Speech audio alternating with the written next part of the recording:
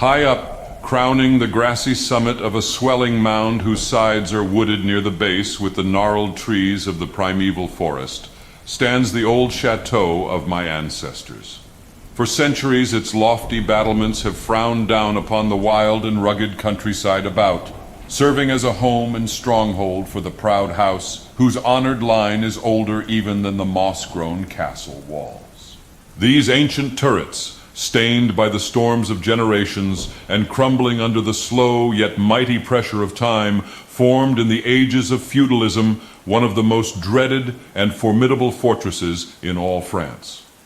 From its machicolated parapets and mounted battlements, barons, counts, and even kings had been defied, yet never had its spacious halls resounded to the footsteps of the invader. But since those glorious years, all is changed.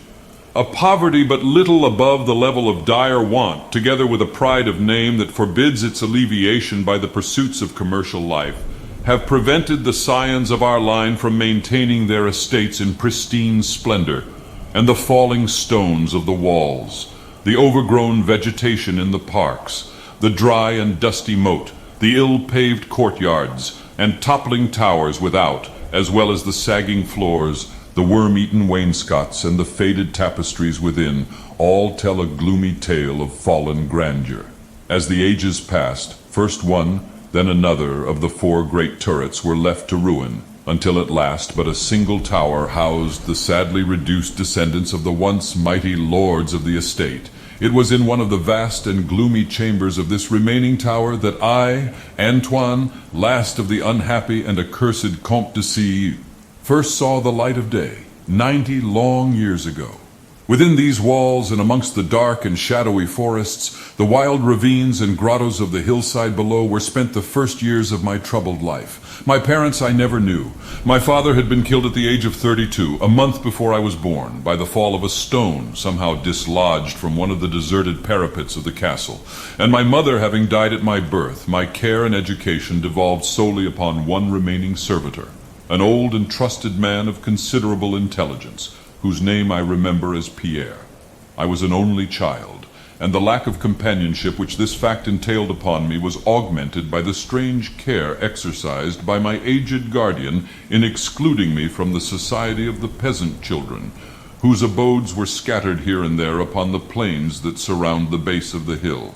At the time, Pierre said that this restriction was imposed upon me because my noble birth placed me above association with such plebeian company.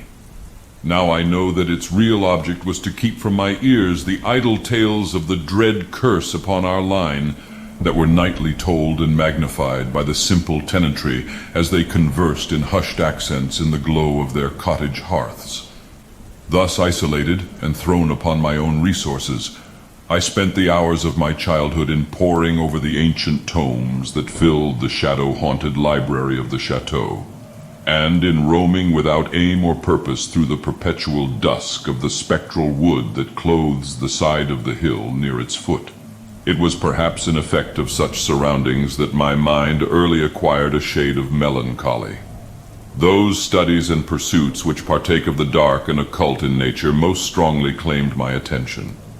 Of my own race I was permitted to learn singularly little, yet what small knowledge of it I was able to gain seemed to depress me much.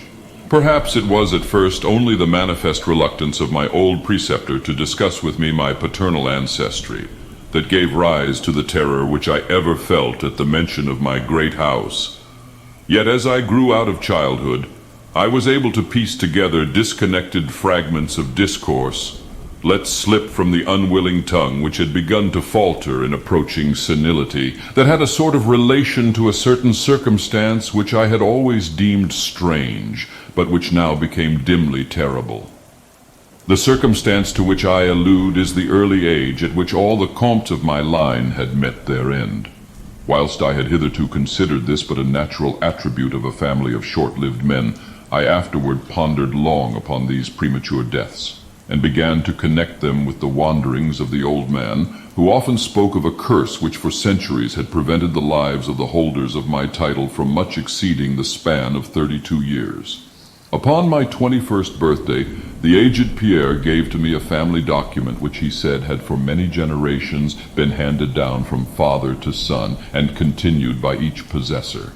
Its contents were of the most startling nature, and its perusal confirmed the gravest of my apprehensions. At this time my belief in the supernatural was firm and deep-seated, else I should have dismissed with scorn the incredible narrative unfolded before my eyes. The paper carried me back to the days of the 13th century, when the old castle in which I sat had been a feared and impregnable fortress. It told of a certain ancient man who had once dwelt on our estates, a person of no small accomplishments, though little above the rank of peasant. By name Michel, usually designated by the surname of Mauvais, the evil, on account of his sinister reputation. He had studied beyond the custom of his kind, seeking such things as the philosopher's stone or the elixir of eternal life, and was reputed wise in the terrible secrets of black magic and alchemy. Michel Mauvais had one son named Charles, a youth as proficient as himself in the hidden arts, and who had therefore been called Le Sorcier, or the Wizard. This pair, shunned by all honest folk, were suspected of the most hideous practices. Old Michel was said to have burnt his wife alive as a sacrifice to the devil, and the unaccountable disappearances of many small peasant children were laid at the dreaded door of these two. Yet through the dark natures of the father and the son ran one redeeming ray of humanity. The evil old man loved his offspring with fierce intensity, whilst the youth had for his parent a more than filial affection. One night the castle on the hill was thrown into the wildest confusion by the vanishment of young Godfrey, son to Henri the Comte.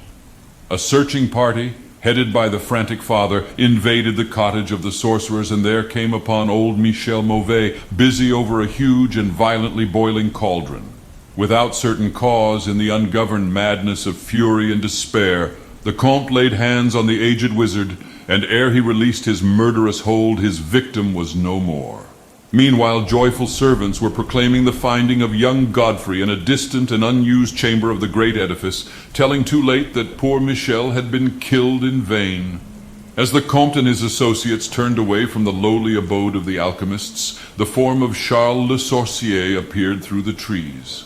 The excited chatter of the menials standing about told him what had occurred, yet he seemed at first unmoved at his father's fate. Then, slowly advancing to meet the Comte, he pronounced in dull yet terrible accents the curse that ever afterward haunted the house of C. May ne'er a noble of thy murderous line survive to reach a greater age than thine, spake he, when, suddenly leaping backwards into the black wood, he drew from his tunic a phial of colorless liquid, which he threw into the face of his father's slayer as he disappeared behind the inky curtain of the night. The Comte died without utterance, and was buried the next day, but little more than 32 years from the hour of his birth. No trace of the assassin could be found, though relentless bands of peasants scoured the neighboring woods and the meadowland around the hill. Thus time and the want of a reminder dulled the memory of the curse in the minds of the late Comte's family, so that when Godfrey, innocent cause of the whole tragedy, and now bearing the title, was killed by an arrow whilst hunting at the age of 32, there were no thoughts save those of grief at his demise.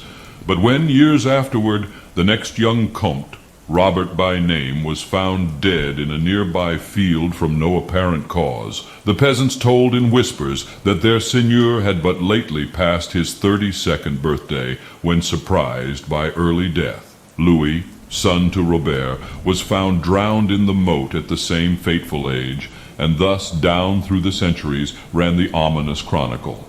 Henri's, Robert's, Antoine, and Armand, snatched from happy and virtuous lives when little below the age of their unfortunate ancestor at his murder.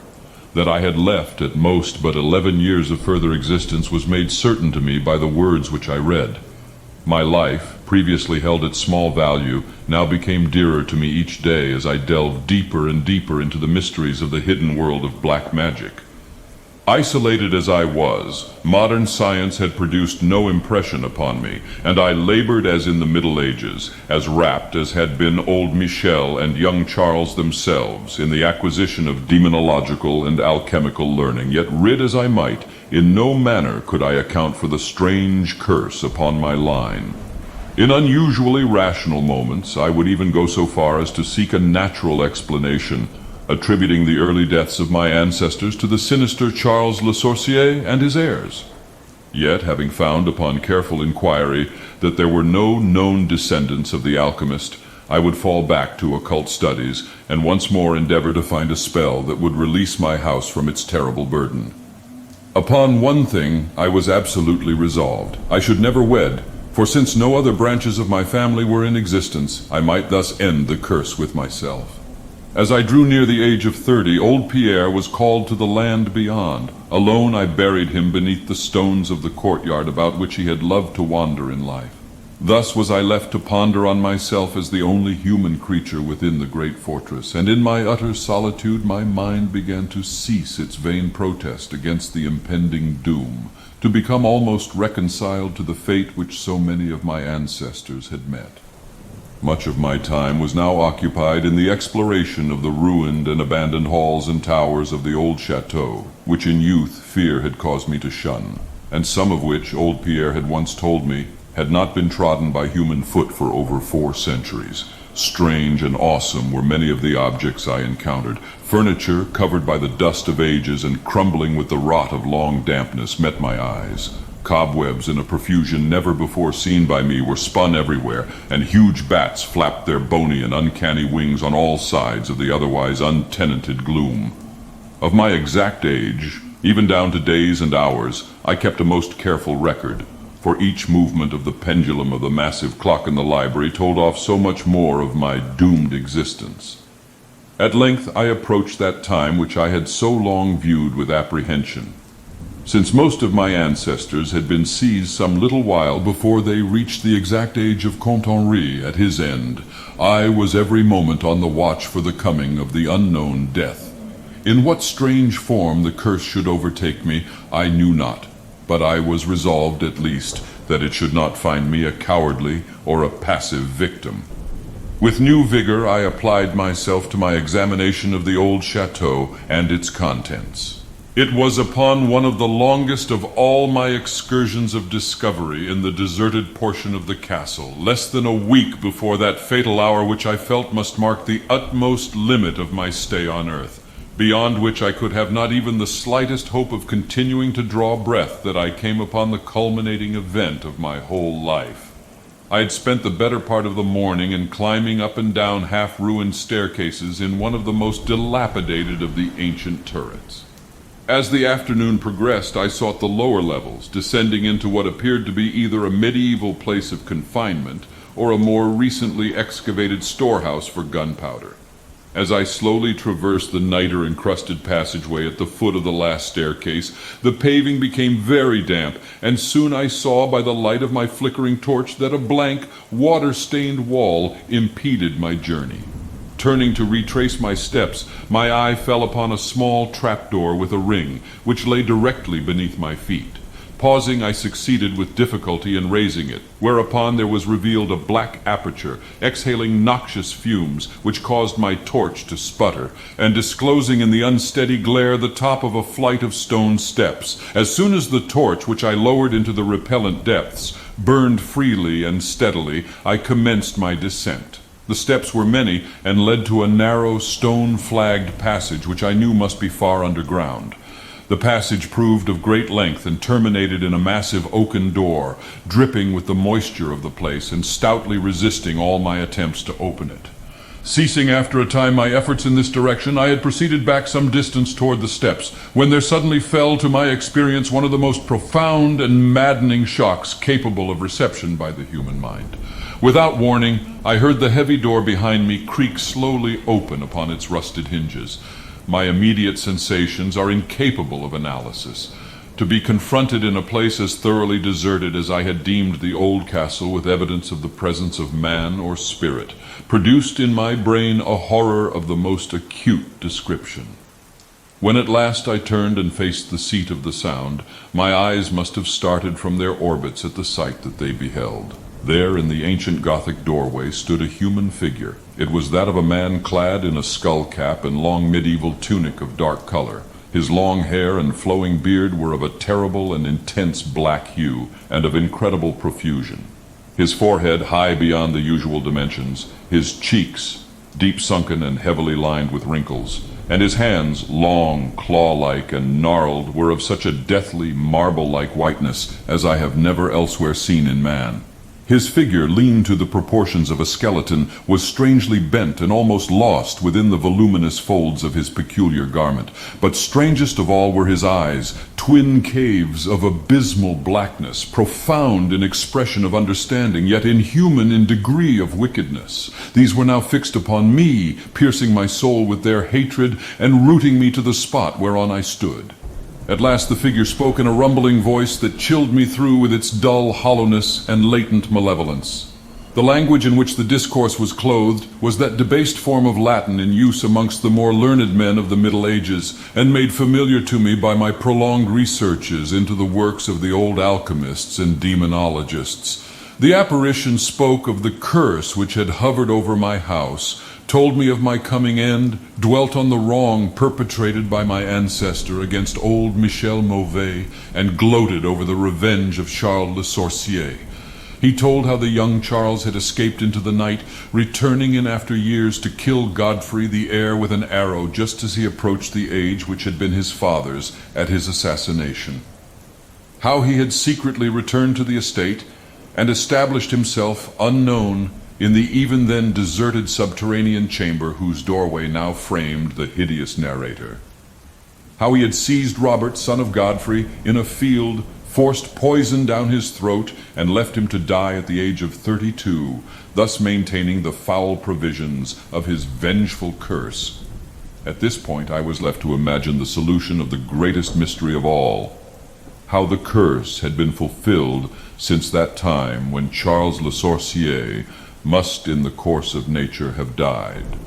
For the man digressed into an account of the deep alchemical studies of the two wizards, father and son, speaking most particularly of the researches of Charles Le Sorcier concerning the elixir which should grant to him who partook of it eternal life and youth.